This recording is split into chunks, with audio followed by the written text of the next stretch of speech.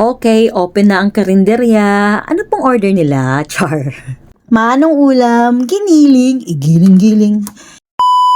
Hi mga ka-emsh! Eto yung uuwi ako ng Cebu. Mga 1 week lang naman yon. Pero ayoko namang iwanin yung mga anak ko na mamomroblema kung anong magiging ulam o lulutuin nila habang wala ako. Kaya pinaglutuan ko na sila ng mga ulam na good for 5 days. Bakit good for 5 days? Kasi ito yung pambaon or ulam nila. Yung pang weekends, hindi naman masyadong problema yan. Pwede naman sila magluto ng sinigang or yung madaling lutuin lang. Simpleng putahe lang naman ang mga niluto ko. At syempre balanced diet. Nox! May protein at syempre may gulay. Kailangan ko talaga silang lutuan ng mga ganyan. Kasi pag iniwanan mo yung mga yan, baka panay hotdog lang at pritong itlog ang lulutuin. Mga pangtamad ba?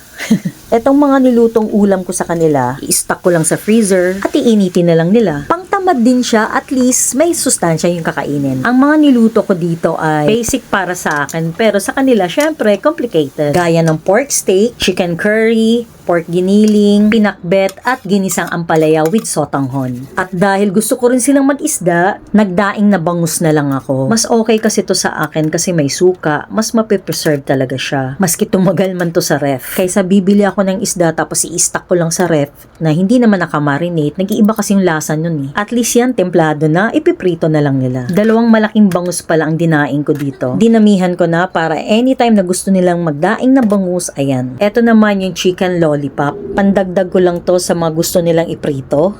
Bukod sa mga stock ko na processed food, gumagawa talaga ako ng Shanghai, chicken fingers, or chicken lollipop para talaga sa pambaon nila. O diba, may masasabi pa ba sila niyan? Alam nyo naman ang ating society, parang wala nang karapatang maging masaya or magbakasyon ng isang ina. Pero pag yung ama, okay lang, diba? Napaka one-sided. Magbakasyon ka lang ng ilang araw, parang feeling mo pabayang ina ka na. Yung igi-guilt trip ka, aminin nyo, may nakaka-relate dyan. Alam nyo, maswerte pag may partner kayong maunawain, hindi selfish. Yung bang iisipin niya na hindi lang sa kanya umiikot yung mundo, na may sariling pamilya ka rin or mga kaibigan, bago siya dumating sa buhay mo. Nako, ang malas mo pag natimingan ka na yung partner mo pala ay isang narcissist. Pabubulukin ka talaga sa loob ng bahay, day. Tamang possessive yan. Imamanipulate ka talaga niyan. Yung pagiging submissive mo, sasamantalahin nila yan. Yung lahat binigay mo na, makukulangan pa sila niyan. Ganun sila ka-ungrateful. Kaya pag pumalag ka na, palalabasin ka nila na ikaw na ang pinakamasamang tao sa buong mundo.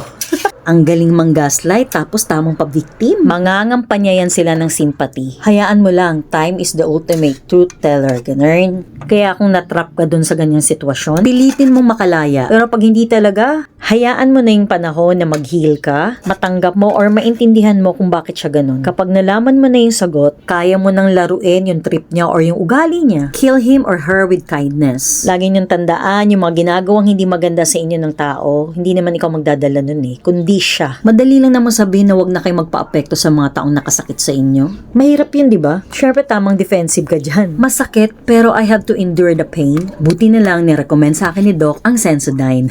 Now I enjoy eating without the pain of pangingilo. Diba, Darla? Ano ba? Life is too short for sensitive teeth.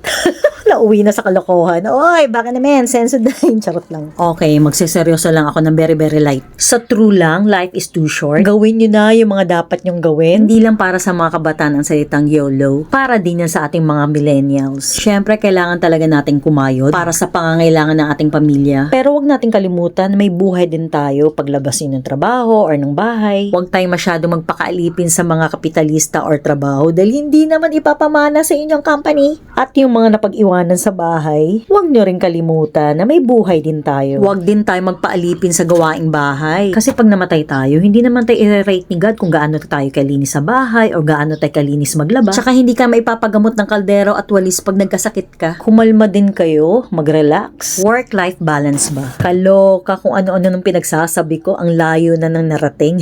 Okay, balik na tayo dito. So, ayun na nga. May mga nakastock pa naman akong mga chicken fillet, chicken fingers, Shanghai, karne ng baboy at manok. Bahala sila kung anong gusto nilang luto dyan. Basta ako, nakapag-prepare na ako ng pagkain nila na good for 1 week. Huy, kapoy kaya. Sunod-sunod kayong luto ko dyan, walang pahinga. Ngayon nyo sabihing pabaya akong ina. Kukurutin ko talaga yung singit nyo ng nail cutter. Magpakasayaman ako sa Cebu ng ilang araw. Hindi ako magigilty kasi alam ko hindi magugutom ang pamilya ko. Sa mga nanay or tatay na naging taong bahay, deserve din nating magbakasyon at magpakasaya. Huwag mag-guilty. Wala man tayong maipasok na pera. Pero yung serbisyo nating totoo, hindi matatawaran. At walang kinikilingan. Siguro wag masyado magpa-pressure sa dikta ng lipunan. Isipin nyo lagi yung mental health nyo. Hala siya, bumabalik na naman ako.